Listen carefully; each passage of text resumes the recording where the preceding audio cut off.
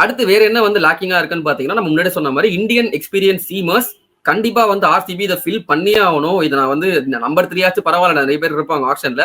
But இந்த ஒரு particular ஸ்லாட்ல தெரிஞ்சோ தெரியாமலோ நிறைய டீம்ஸ் வந்து டிமாண்ட் கிரியேட் பண்ணிட்டாங்க.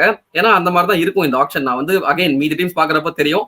பட் வந்து இப்போ புவனேஸ்வர் குமாருக்கு ஒரு ஆல்டர்னேட் பவுலர், இல்ல எஸ் தயாலுக்கு ஒரு ஆல்டர்னேட் இந்தியன் பவுலர் யாரெல்லாம் போவாங்க அப்படின்னு பாத்தீங்கன்னா, first and foremost RCB try பண்ண வேண்டிய ஒரு பவுலர் சிவம் மாவி. யூபி பிரீமியர் லீக் சூப்பரா போச்சு. பேட்டிங்ல வந்து ரீடிஃபைன் பண்ணிருக்காரு. பவுலிங்லயுமே வந்து ஒரு 140s 135 to 140s வந்து போடுறாரு அப்படின்றப்போ he will definitely be a good option. அது மட்டும் இல்லாம ஆல்ரெடி இந்த டீம்ல வந்து Bhuvneshwar Kumar and Abhinandan Singh 2 UP bowlers இருக்காங்க. சோ யூபி அந்த ஒரு லெகசியை வந்து கண்டினியூ பண்ணலாம். புவனேஸ்வர் குமார் ரெக்கமெண்ட் பண்ணலாம். அது ஒரு நல்ல ஆப்ஷனா இருக்கும் சிவம் மாவி. பட் கண்டிப்பா he won't come cheap. என்னோட ஒப்பீனியன்ல கண்டிப்பா ஒரு 8 கோடி போவார்ன்றது எனக்கு தோணுது இருக்கிற டிமாண்ட் பொறுத்து. ஒருவேளை சிவம் மாவி எக்ஸ்பென்சிவா போயிட்டாரு அப்படின்னா அதுக்கு அடுத்து இவங்க டார்கெட் பண்ண வேண்டிய பவுலர் யாரா இருக்கும் அப்படின்னு பாத்தீங்கன்னா ஆகாஷ் மத்வால். மும்பை இந்தியன்ஸ் காட்டினாரு, அதுக்கப்புறம் ராஜஸ்தான் ராயல்ஸ்க்கு ஆடல, ஸ்குவாட்ல இருந்தாரு.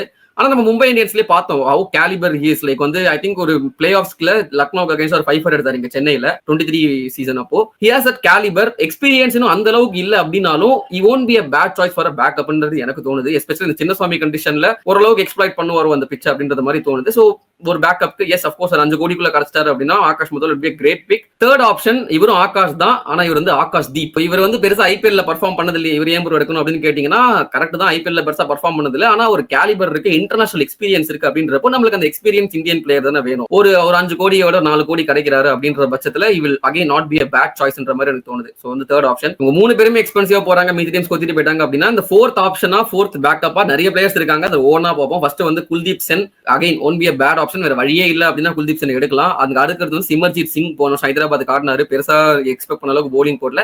பேக்கப்ன்றப்போ he won't be a bad choice. Third வந்து பாத்தீங்கன்னா சேத்தன் சக்காரியா கேகேஆர்ல இருந்தாரு. ஒரு எஸ் தயாலுக்கு ஒரு நல்ல ரீப்ளேஸ்மெண்ட் மாதிரி இருப்பாரு. சோ இவருமே வந்து கண்டிப்பா ஐபிஎல் எக்ஸ்பீரியன்ஸ் இருக்குன்றப்போ won't be a bad choice. Karthik Tyagi இந்த மாதிரி நிறைய ஆப்ஷன்ஸ் இருக்கு. அக்யூப் நபிதார் வந்து எடுப்பாங்களா ஜேஎன்கேல இருந்து, அவருமே வந்து he won't be a easy option. 5 கோடி 6 கோடி போவாரு. ஆனா அந்த எக்ஸ்பீரியன்ஸ் இல்ல அப்படின்றதுனால அக்யூப் நபிதார இந்த லிஸ்ட்ல நாங்க வந்து வைக்காம வச்சிருக்கோம். சோ இவ்வளவு ஃபாஸ்ட் பவுலிங் ஆப்ஷன்ஸ் வந்து மார்க்கெட்ல இருக்காங்க. ஆனா அதுக்கு ஏற்ற டிமாண்டும் இருக்கு for every team. So RCB எந்த பவுலரை ஸ்மார்ட்டா எடுக்கிறாங்கன்றதுதான் இங்க வந்து மேஜரான இம்பார்ட்டன்டான விஷயம்.